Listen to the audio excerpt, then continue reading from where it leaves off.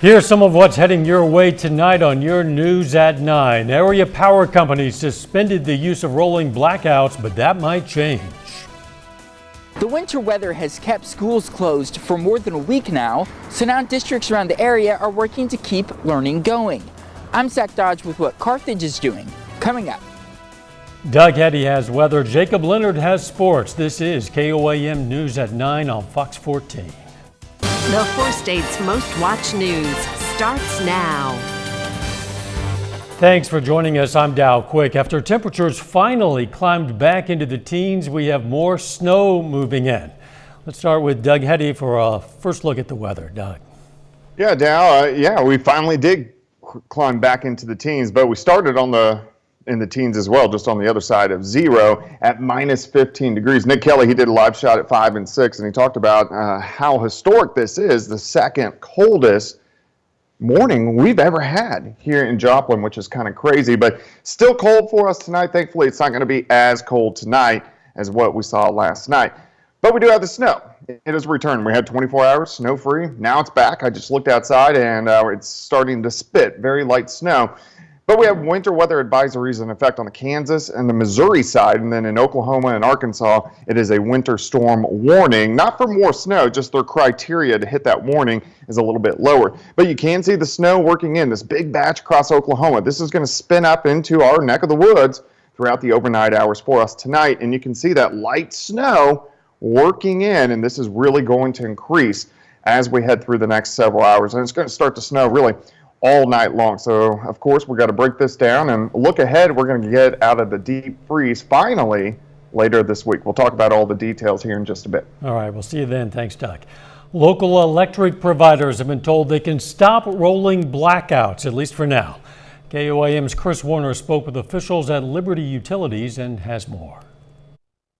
After rolling blackouts Tuesday morning, utility providers are getting a break from the Southwest Power Pool, but they warn things could still change at any time. So we are at SPP energy emergency level 1.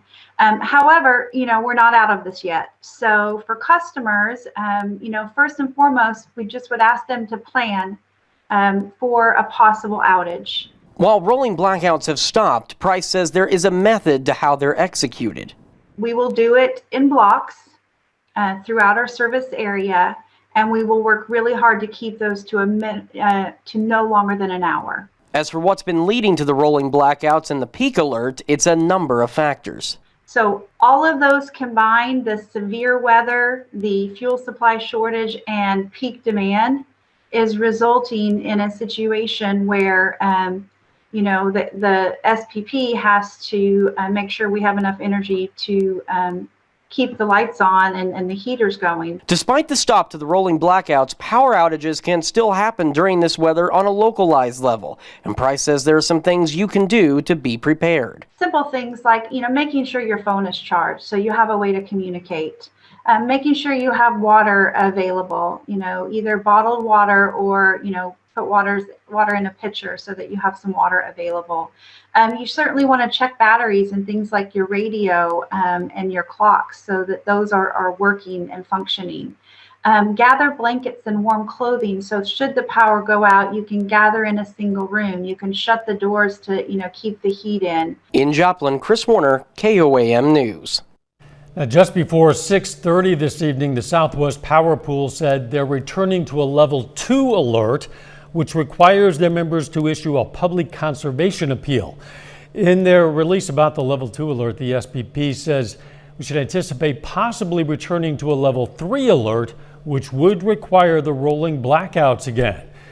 You might wonder how to tell if your outage is part of a planned blackout or if it's something unrelated. We asked Price how we can tell the difference. I think what the best thing for our customers to do if they lose power, give us an hour, hour and a half. If it's not restored, we definitely need to have that reported.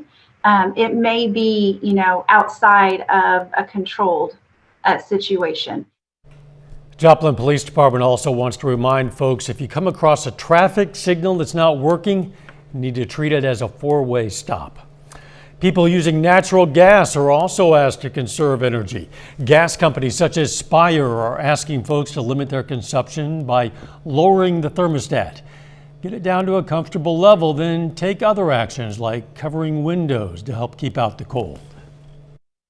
Weather that comes in through your windows, through your doorways. Make sure that you've weatherized those particular areas, because anything that's coming in has to be heated. And so as much as we can limit those. Spire is asking customers to limit use for 48 hours. The city of Altamont, Kansas is urging its residents to conserve gas as their supply has been cut by 25%. Officials say their provider was able to buy gas for tomorrow, but the price is going to be 50 to 100 times higher than usual. The city's also taking steps in case of a total supply loss. In that case, sirens will sound and the city will be under mandatory evacuation, with transportation provided to shelters if necessary. Area water companies are asking people not to mess with their water meters at their homes. They say some customers are trying to shut off the water to their homes through the meter, but because the meter pits are sealed, that could lead to damage and flooding. First of all, resources, of course, are being stretched to the max right now due to the extreme cold. And we're having employees that are being called out when people have gone into the meter pit. They've broken something and it's caused the water to flood the pit. It's just creating more problems than if the customer had, of course, shut the water off within their home. Missouri American Water will charge customers for any damage done to those meters. A new temporary warming shelter is set up at the Lincoln Center in Pittsburgh next to the Aquatic Center. The shelter was set up as a collaboration between a student group and the city. It can shelter up to 20 people. Coats, meals, and cleaning supplies will be given to those who need them. Extras will also be donated. So with all the extras, we're actually going to be donating it to the Wesley House. So that way people who will still need it can get the stuff that they need. The shelter is currently scheduled to close at 9 a.m. tomorrow, but the organizers plan to file for an extension unless it gets much warmer. Snow days no longer mean a break from school days, at least for some students. KOAM Zach Dodge has what the Carthage School District is doing to keep students learning as snow days go virtual. 8th grader Ava Fullerton has some different classmates. It's her younger sister, Leah, and brother Brady. It feels weird. Sometimes they make a lot of noise, sometimes they make less noise. The three students weren't in a classroom most of last week, aside from on Friday, and so far this week has been filled with snow days. Instead, they're spending their mornings at the table doing take-home packets. We're moving along just fine with our packets, I think. It seems to be going okay. It allows us to do what is in the best interest of everyone safety-wise and still make sure that we are able to provide learning opportunities. Learning from home isn't a new concept for anyone, since schools had to do it in the spring because of COVID. But Beth Ford with Carthage School District says this is different because the district was much more prepared. Work packets are being sent home with and emailed to students that focus on math, reading, science, and social studies. Teachers are checking in to answer questions and connect with students. And students at the high school are being able to use Chromebooks at home, something that's a big help to teachers like Jennifer Wagner. More than the content, it's just making sure we're keeping in contact with our students, and we just kind of try to keep putting the message out that we're here. Do what you can. That's all we expect. Ford explains the big advantage behind AMI days is that most snow days won't have to be made up later in the year, something Heather thinks is great. We never had an AMI packet, and I can remember being out of school for some time when we would have weather in the winter when I was a kid. So I think they're doing a really good job. In Carthage, Zach Dodge, KOAM News.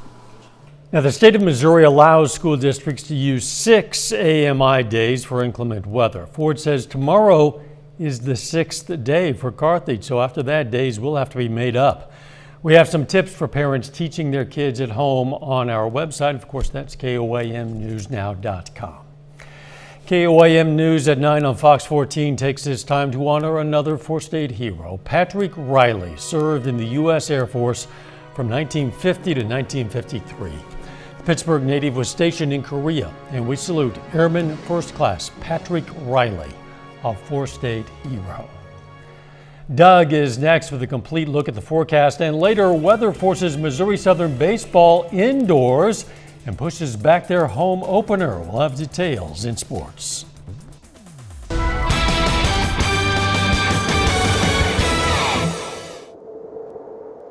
Well, of course, it turned out to be a super cold day for us today. Temperatures, they did climb into the teens. In fact, we actually climbed almost 30 degrees, which was pretty good. The sunshine helped us out as we worked through, especially into the afternoon hours. But nice time lapse for you. This is Indigo Sky Casino and Resort, of course, just outside of Seneca, and you can see snow-packed parking lot, and then becomes clear late in the day. So the sunshine was nice to see, but of course, we had those clouds and snow, which is working back in.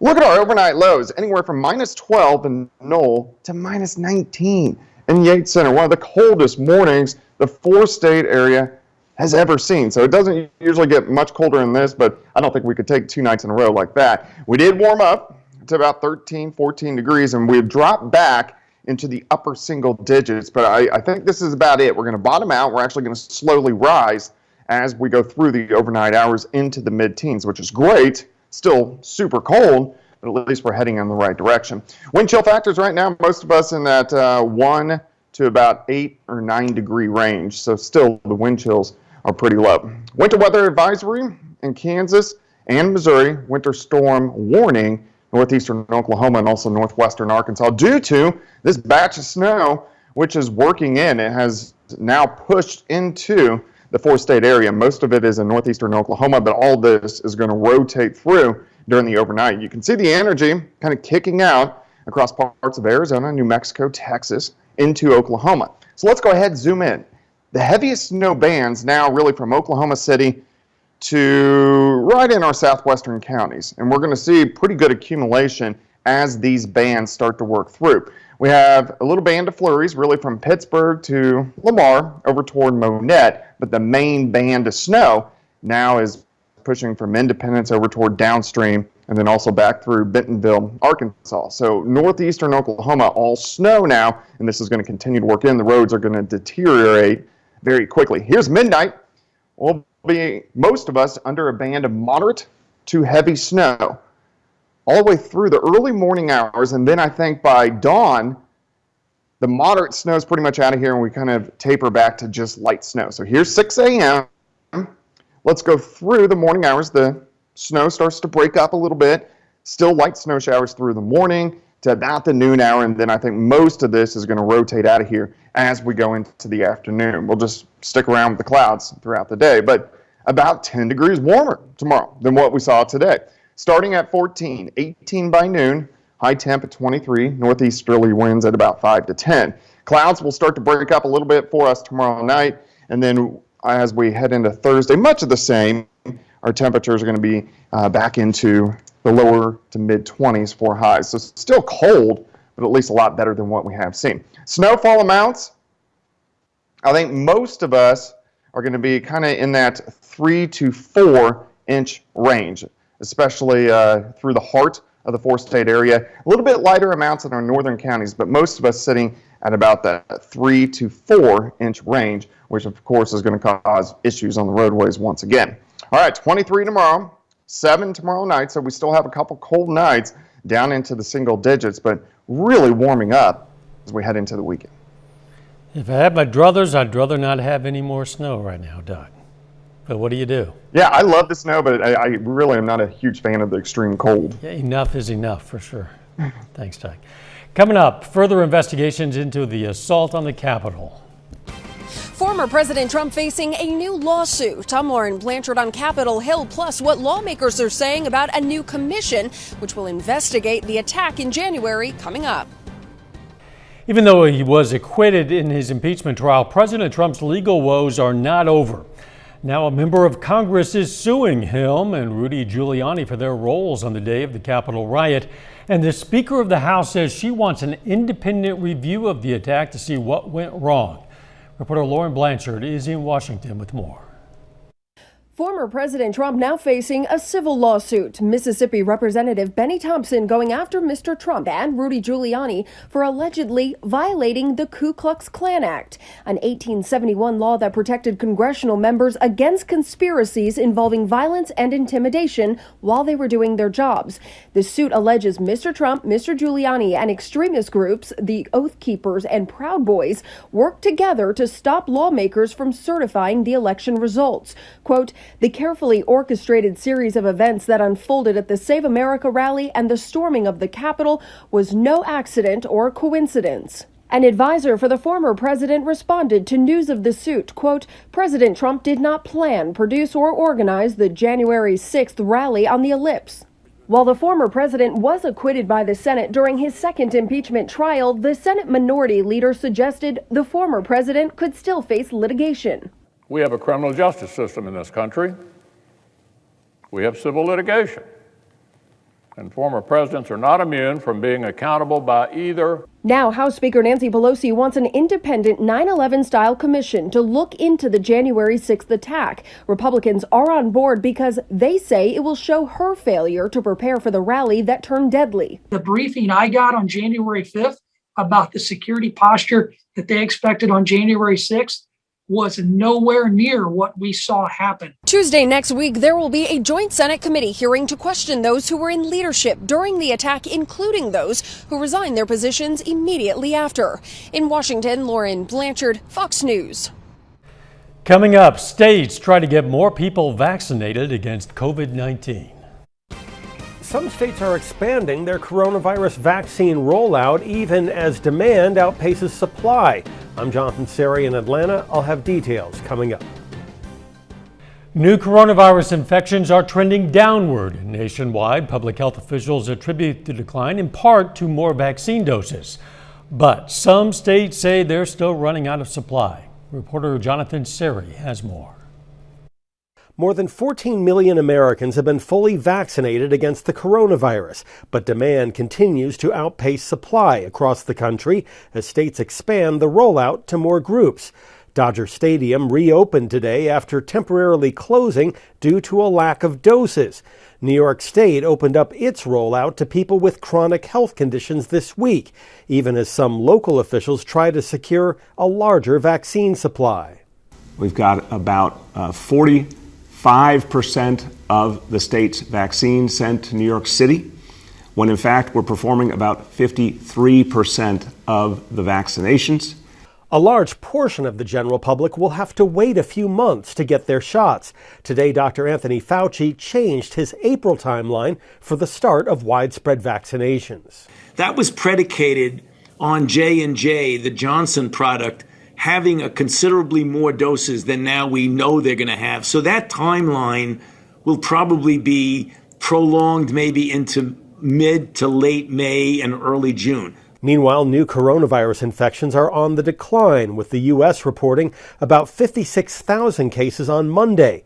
Last month, the daily case count topped 200,000 at one point, but public health officials are warning people not to become complacent as new variants spread. If they cause more cases, you'll have that trickle-down effect of more hospitalizations and more deaths. Moderna announced today it's on track to deliver 100 million doses to the U.S. by the end of March. In Atlanta, Jonathan Seri, Fox News. After the break, going to check out a new discovery scientists made deep below the ice shelves of Antarctica. In one of the harshest environments on Earth, scientists have made a surprising discovery: life. They found stationary animals like sponges deep under ice shelves in Antarctica. Researchers drilled down close to 3,000 feet where temperatures stay below freezing and there is no sunlight. It's been known that mobile animals like fish, worms, jellyfish occasionally visit these areas, but this is the first time a permanent colony of life has been discovered there. Questions like how they got there and what they're eating and how long they've been there are yet to be answered. 30 more minutes of news, weather, and sports coming your way. We're going to hear from area health experts on the dangers people face by simply being outside in these extreme temperatures. Millions are still without power as temperature reaches record lows in parts of the central United States. I'm Casey Stiegel in Dallas, Texas. More on that story is coming up. Joplin City Council met today, and on the agenda was a discussion over flights offered through the Joplin Airport. The council tonight heard a presentation from representatives from American and another airline, SkyWest, for flights to and from Chicago and Denver. However, the Federal Department of Transportation will make the final decision on that schedule. Confident that Joplin's a great market and that there will be plenty of great service provided by SkyWest to Denver and Chicago. Council tonight also approved a $250,000 investment for a rehab of the historic Olivia building. The city is giving the money to a developer called Bicota REI out of Colorado. The city will hold a lien against the Olivia, then they'll release that when the project is finished, which the city says must be by March of 2023. In this weather, simply being outside can be dangerous. KOAM's Bronte Sorotsky spoke with one firefighter about the dangers of being out and with one Carl Junction resident giving a helping hand to his neighbors in need. Winter weather is wreaking havoc across the area. And with these extreme temperatures, being exposed just for a few minutes can cause serious damage to your body. Dustin Luno from the Joplin Fire Department says we should be limiting our exposure to the elements, as well as preparing for any worst-case scenarios. As little as possible. It is very, very cold. It's, as the roads are actually getting clear today, it's still very, very cold. You need to have an emergency kit in your car. You need to make sure that, your phone battery and everything's available to you. It would not take a long time at all in this type of environment to get somebody hurt. These dangerous conditions are even worse for the most vulnerable communities. When Luke Wieselmeyer's classes moved online due to weather conditions, he used the opportunity to help his neighbors in need by offering to shovel snow from their driveways. Well, we've had numerous people that, might be elderly or so, and, it's hard for them to get out in this weather. It's, cold, below freezing for sure, and it's hard to snow shovel anyways, and then whenever it's this low, it helps people out, helps them not get sick. I'd rather us get sick than elders. Luke adds that he knows how cold it is and wants to protect his neighbors who may be more vulnerable. We had a disabled person that had a wheelchair that we helped out today. We shoveled their driveway, and if they need it, we salt it for them. It's cold, so we're out doing it for them. Luno says when shoveling snow, it's important to take regular breaks. The thing you can do is, one, dress properly, but two, have work intervals. Your body just can't handle that type of cold for prolonged durations. He says only to work 15 to 20 minutes at a time, with time in between to properly warm up. In Carl Junction and Joplin, Bronte Sorotsky, KOAM News. Luno added that in addition to taking breaks while shoveling snow, staying hydrated is also important. Authorities have recovered the body of a man who fell through the ice on Grand Lake in Delaware County, Oklahoma. They believe the 53-year-old man was trying to rescue a dog that had fallen through ice near Port Duncan on Grand Lake's Monkey Island. Deputies found the man's body near a dock. They have not released his name. Much of the Midwest and South remains frozen, with some 5 million customers waking up without power following the historic winter storm. Reporter Casey Stiegel has more from Dallas. It's a winter blast for the record books. At least a dozen states waking up Tuesday under a weather advisory after a massive storm dumped snow and ice from Wisconsin to Texas. The southern plains particularly hit hard, with roads a nightmare and multiple fatalities reported, and conditions are not likely to improve in the coming days, with record low temperatures not expected to go above freezing until Friday. We started watching the temperature drop in our house. 55, 50, we're at 53 now. We're gonna go sit in the car. Here in Texas, the winter blast is putting major stress on the state's electrical grid. There are more than 4 million customers still without power. Officials say that's partly due to controlled blackouts, but also because a lot of the infrastructure is frozen. The temperatures are getting, say, down to 10 degrees. and you're trying to keep your house at 70 degrees. So our systems are having to work overtime. The problems aren't just limited to the south. In the upper Midwest, snow still clogging the streets in Chicago.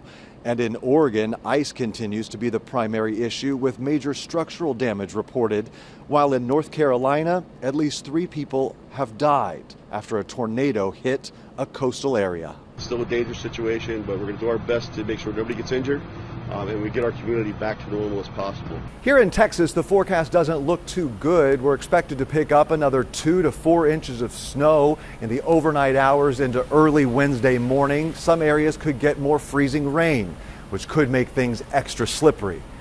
That's the latest from Dallas. Casey Stiegel, Fox News. A bit later, major changes for one of the biggest annual celebrations in the U.S.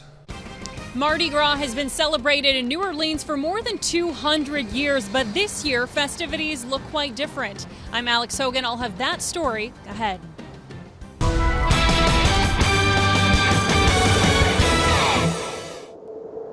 Well, of course, it definitely turned out to be a very cold day for us today, but we got the sun, which was fantastic. And that really helped melting off a lot of the leftover snow on the roadways. We still have some side roads that are in pretty bad shape, but a lot of the main roads a lot better for us today just because the sun, even though we only got to 13 degrees, it definitely helps to melt it off, which you can see on our Indigo Sky Casino and Resort after the parking lots got plowed. And then the sun took care of the rest. But more snow is rolling in. And it's still cold. It's not as cold as what we had last night, as we were down into the negative mid-teens, which is absolutely crazy. The coldest, I've been here for over 18 years. It is the coldest temperature that I have seen in my time here. We are now mainly into the upper single digits to near 12 or 13 degrees. I actually think we're going to slowly rise as we go through the overnight hours tonight. Wind chill factor is not near as bad as what we have seen, but they're still way down. They're 0 to about 5 above 0. And these are going to kind of hang out in this range as we go through the rest of the night. Winter weather advisories in effect on the Kansas and the Missouri side. Winter storm warning in northeastern Oklahoma and also northwestern parts of Arkansas. Everybody's kind of going to get the same amount of snow, but the criteria is a little bit different in Oklahoma and also Arkansas, so that's why we have different advisories / warnings. But look at the snow working in. We had sunshine. Clouds quickly worked in during the evening hours. It's actually still clear north of Nevada, and then, of course, this batch is pushing off toward the north and to the east. Very energetic little wave.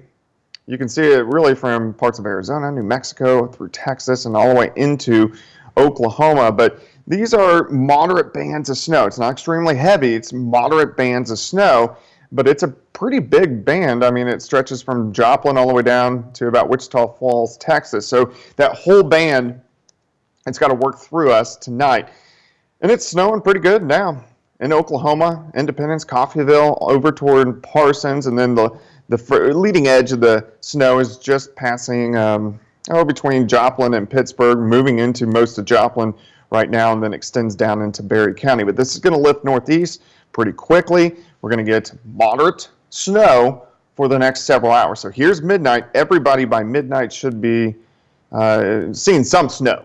And then moderate snow continues 1, 2, 3 o'clock in the morning. After about 3 or 4 o'clock, the snow will start to at least lighten up a little bit, so mainly light snow by about 6 a.m. And then through the morning hours, we're just going to have these light little snow showers where we could get an additional ½ inch of accumulation or so. But most of the snow is going to be out of here by tomorrow afternoon. The clouds are going to stick around, but the temperatures, I know 23 is extremely cold, but 23 sounds really good for us tomorrow just because it's so much warmer than what we have seen over the past couple days. The high temperature tomorrow would be almost 40 degrees warmer than what we saw this morning.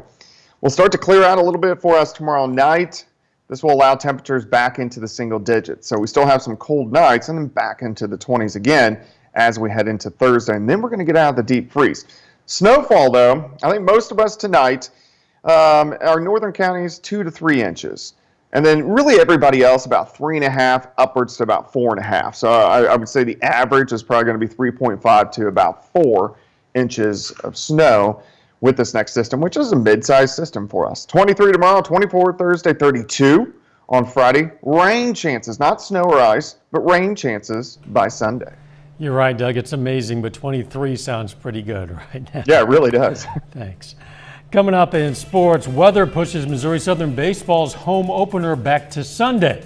Plus, Chanute continues its quest to repeat as wrestling state champs. Jacob Leonard has details next.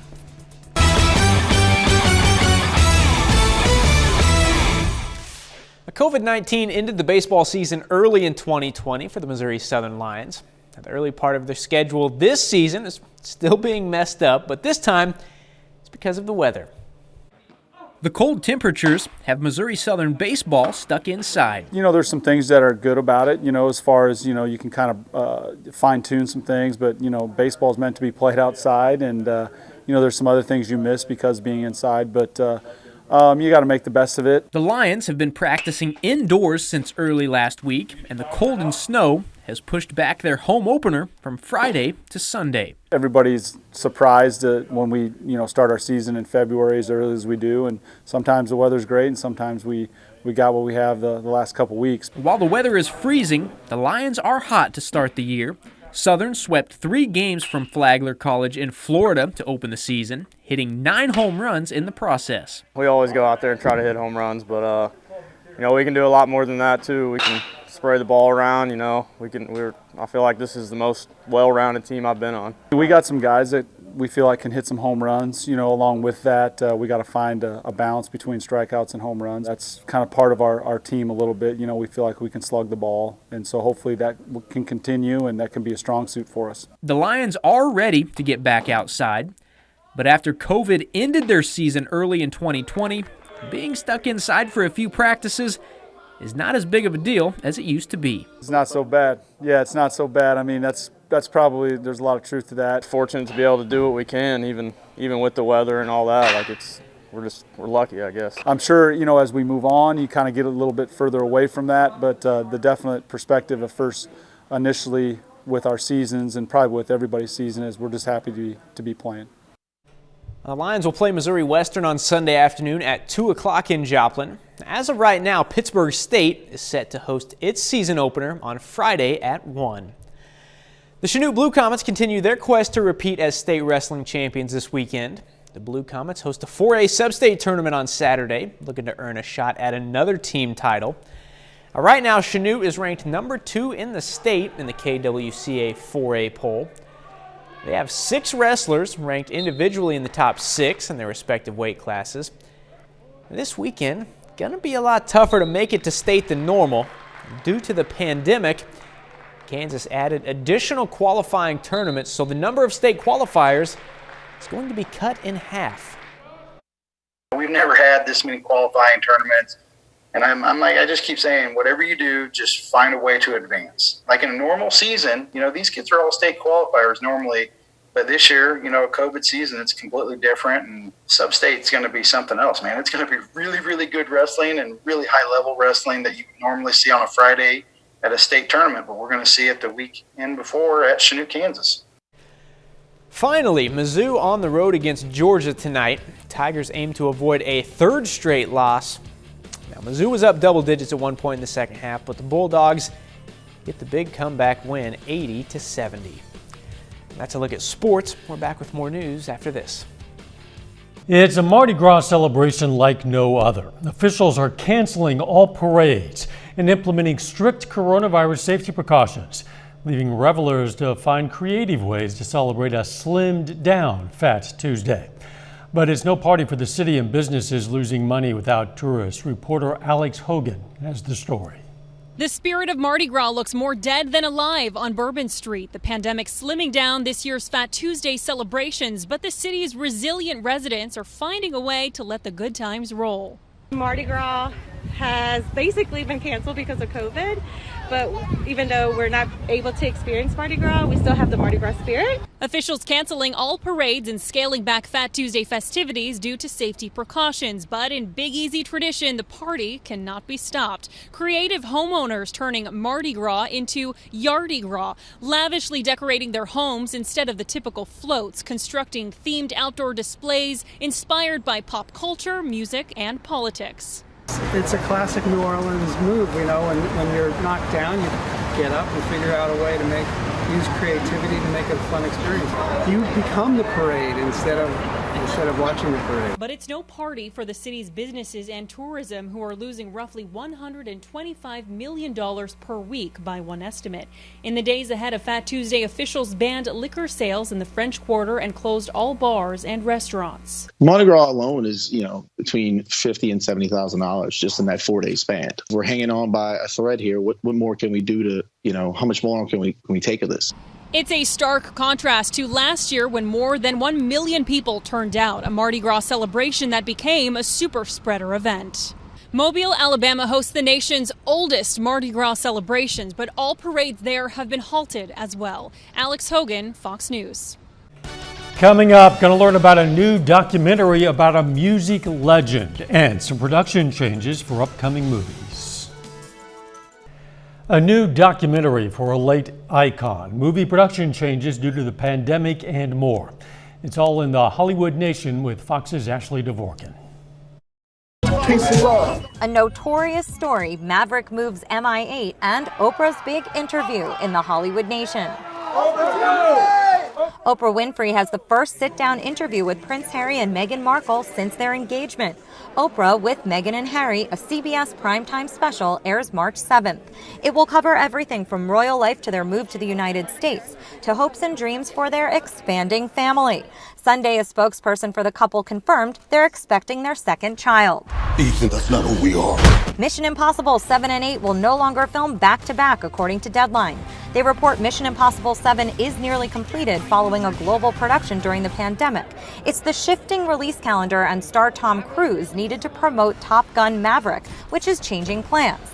Once Maverick takes off July 2nd, they can get back to production on MI8. That's all it was a dream. And Netflix has debuted a new trailer for Biggie, I Got a Story to Tell. The documentary about the life of the notorious B.I.G., Christopher Wallace, is made in collaboration with his estate. The streamer says it's a fresh look at the hip-hop icon, featuring interviews with those who knew him best, calling it a rendering of a man whose rapid ascent and tragic end has been at the center of rap lore for more than 20 years. The doc will be released March 1st. Just gonna do our thing forever. In Hollywood, Ashley Dvorkin, Fox News. That is our time for tonight. Thanks for joining us. We're going to leave you with video of a polar bear enjoying the snow at a Washington zoo. Be safe. We invite you to join us at 10 on our sister station, KOAM, in a couple of minutes. We'll see you then.